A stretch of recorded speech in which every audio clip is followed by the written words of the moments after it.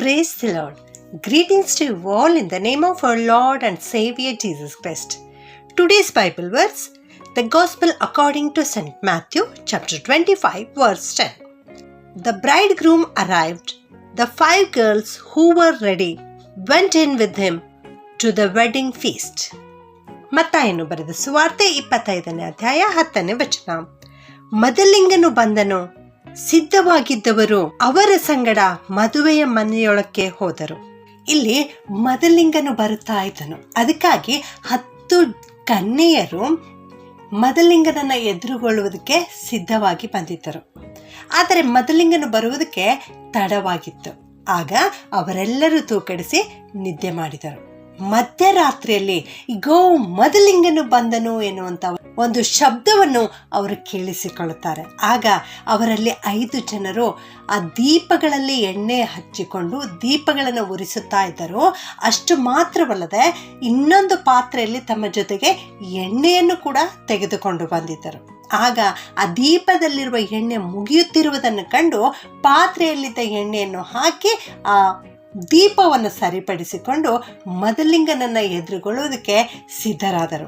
ಆದರೆ ಇನ್ನೂ ಉಳಿದ 5 ಜನರು ಕೇವಲ ಆ ಆರತಿಯಲ್ಲಿ ಮಾತ್ರ ಎಣ್ಣೆ ತೆಗೆದುಕೊಂಡು ಬಂದಿದ್ದರು.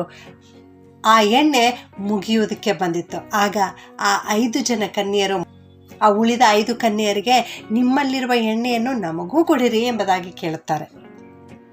ಆಗ ಅವರು, ನಮ್ಮಲ್ಲಿರುವುದನ್ನು ನಿಮಗೆ ಕೊಟ್ಟರೆ ನಿಮಗೂ ಕಡಿಮೆ ಬೀಳಬಹುದು, ನಮಗೂ ಕಡಿಮೆ ಬೀಳಬಹುದು. ಆದ್ದರಿಂದ ನೀವು ಮಾರುವವರ ಹತ್ತಿರ ಹೋಗಿ ಕೊಂಡುಕೊಳ್ಳಿರಿ ಎಂಬುದಾಗಿ ಹೇಳ್ತಾರೆ.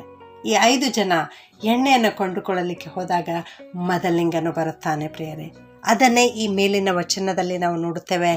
ಮದಲಿಂಗನು ಬಂದನು, ಸಿದ್ಧವಾಗಿದ್ದವರು ಮದಲಿಂಗನ ಜೊತೆಗೆ ಆ ಮದುವೆಯ ಮನೆಯೊಳಕ್ಕೆ ಹೋದರು ಎಂಬುದಾಗಿ. ಹೌದು, ಇಲ್ಲಿ ನಾವು ನೋಡುತ್ತೇವೆ ಆ ಬುದ್ಧಿವಂತ ಕನ್ಯೆಯರು ತಂದಿರ್ತಕ್ಕಂಥ ಎಣ್ಣೆ ಪವಿತ್ರಾತ್ಮನನ್ನು ಸೂಚಿಸುವಂಥದ್ದಾಗಿದೆ. ಹಳೆ ಒಡಂಬಡಿಕೆಯಲ್ಲಿ ನಾವು ನೋಡುತ್ತೇವೆ, ಅಲ್ಲಿ ಸೇವಕರನ್ನು, ಯಾಜಕರನ್ನು, ಪ್ರವಾದಿಗಳನ್ನು, ಅರಸರನ್ನು ಅಭಿಷೇಕ ಮಾಡಲಿಕ್ಕೆ ತೈಲವನ್ನು ಉಪಯೋಗಿಸುತ್ತಾ ಇದ್ದರು. ಮುಂದೆ ಯೇಸು ಕ್ರಿಸ್ತನಲ್ಲಿಯೂ ಕೂಡ ಈ ಪವಿತ್ರಾತ್ಮ ಇತ್ತು ಎಂಬುದಾಗಿ ಅಪೊಸ್ತಲರ ಕೃತ್ಯಗಳು 10:38 ನಾವು ನೋಡ್ತೇವೆ.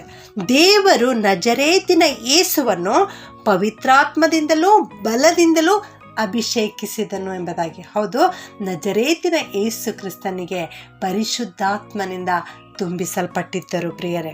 ಹೌದು, ಕ್ರಿಸ್ತ ಯೇಸು ಸ್ವತಃ ದೇವರ ಕುಮಾರನು ಆಗಿರುವ ಆತನಿಗೆ ಈ ಪವಿತ್ರಾತ್ಮನ ಅವಶ್ಯಕತೆ ಇತ್ತು ಅನ್ನುವಾಗ ಈ ಪವಿತ್ರಾತ್ಮನ ಅವಶ್ಯಕತೆ ನನಗೂ ನಿನಗೂ ಎಷ್ಟಿದೆ ಅಲ್ಲವೇ? ಹೌದು, ನಮಗೆ ಪವಿತ್ರಾತ್ಮ ಬೇಕು ಪ್ರಿಯರೇ. ಆದ್ದರಿಂದಲೇ ನಾವು ಕ್ರಿಸ್ತನ ಬಳಿಗೆ ಬರಬೇಕು, ಪ್ರಾರ್ಥನೆ ಮಾಡಬೇಕು, ಪವಿತ್ರಾತ್ಮನಿಗಾಗಿ ನಾವು ಬೇಡಬೇಕು. ಯಾಕೆಂದರೆ ನಮ್ಮ ಸ್ವಾಮಿ ನಮಗೆ ವಾಗ್ದಾನವನ್ನು ಮಾಡಿದ್ದಾರೆ, ನಾನು ಹೋದ ಮೇಲೆ ಸತ್ಯದ ಆತ್ಮನನ್ನು ಕಳುಹಿಸಿಕೊಡ್ತೇನೆ ಎಂಬುದಾಗಿ. ಅದಕ್ಕಾಗಿ ಸತ್ಯದ ಆತ್ಮನಿಂದ ನಮ್ಮನ್ನು ತುಂಬಿಸುದೇವಾ ಎಂಬುದಾಗಿ ನಾವು ಪ್ರಾರ್ಥನೆ ಮಾಡುವಾಗ, ಬಯಕೆಯಿಂದ, ಹಂಬಲದಿಂದ ಕ್ರಿಸ್ತ ಯೇಸುವಿನಲ್ಲಿ ಬೇಡಿಕೊಳ್ಳುವಾಗ ಖಂಡಿತವಾಗಿಯೂ ದೇವರು ನಮ್ಮನ್ನು ಪರಿಶುದ್ಧಾತ್ಮನಿಂದ ತುಂಬಿಸುತ್ತಾರೆ.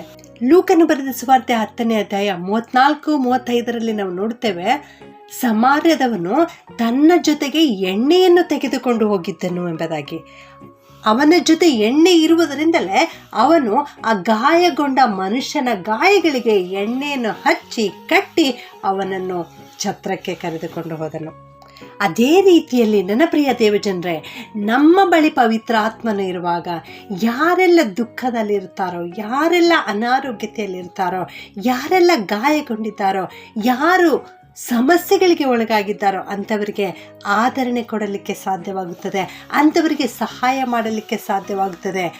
ಆದುದರಿಂದ ಯಾವಾಗಲೂ ನಾವು ಪರಿಶುದ್ಧಾತ್ಮನಿಂದ ತುಂಬಿಸಲ್ಪಟ್ಟವರಾಗಿರಬೇಕು. ಇಲ್ಲಿ ದೀಪದಲ್ಲಿ ಎಣ್ಣೆ ಇದ್ದರೆ ಮಾತ್ರ ಅದು ಉರಿಯುತ್ತದೆ. ಅದೇ ರೀತಿಯಲ್ಲಿ ನಾವು ಪರಿಶುದ್ಧಾತ್ಮನಿಂದ ತುಂಬಲ್ಪಟ್ಟಾಗ ಮಾತ್ರ ಪ್ರಕಾಶಮಾನವಾಗಿ ಬೆಳಗಲಿಕ್ಕೆ ಸಾಧ್ಯವಾಗುತ್ತದೆ. ಆದ್ದರಿಂದ ಈ ಪವಿತ್ರಾತ್ಮನ ಅಭಿಷೇಕಕ್ಕಾಗಿ ಈ ಹೊತ್ತೆ ನಾವು ಯೇಸು ಕ್ರಿಸ್ತನ ಬಳಿಗೆ ಬಂದು ಆತನನ್ನು ಹಾಡಿ ಕೊಂಡಾಡಿ ಸ್ತುತಿಸುವಾಗ ಕರ್ತನ ಅಭಿಷೇಕ ನಮ್ಮ ಮೇಲೆ ಇಳಿದು ಬರುತ್ತದೆ. ಪ್ರಾರ್ಥನೆ ಮಾಡಿಕೊಳ್ಳೋಣ.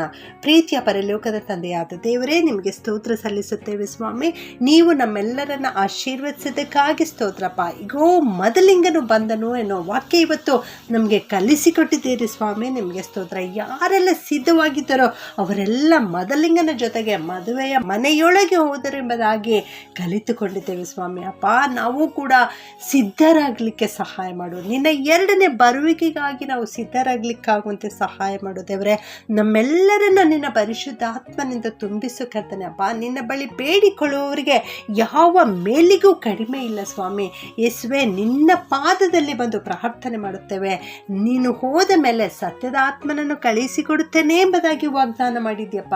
ನಮ್ಮೆಲ್ಲರನ್ನ ನಿನ್ನ ಪರಿಶುದ್ಧಾತ್ಮನಿಂದ ತುಂಬಿಸು. ಈ ಲೋಕದಲ್ಲಿ ಜೀವಿಸುವಾಗ ಕರ್ತನೆ, ಒಂದು ಪ್ರಕಾಶಮಾನವಾದ ಜೀವಿತವನ್ನು ಜೀವಿಸಲಿಕ್ಕೆ, ಇತರರಿಗೆ ಬೆಳಕಿನ ಮಕ್ಕಳಾಗಿ ಜೀವಿಸಲಿಕ್ಕೆ ಸಹಾಯ ಮಾಡಬೇಕಾಗಿ ಯೇಸುವಿನ ಒಂದೇ ನಾಮದಲ್ಲಿ ಪ್ರಾರ್ಥಿಸಿ ಬೇಡುತ್ತೇನೆ ತಂದೆಯೇ. ಆಮೆನ್.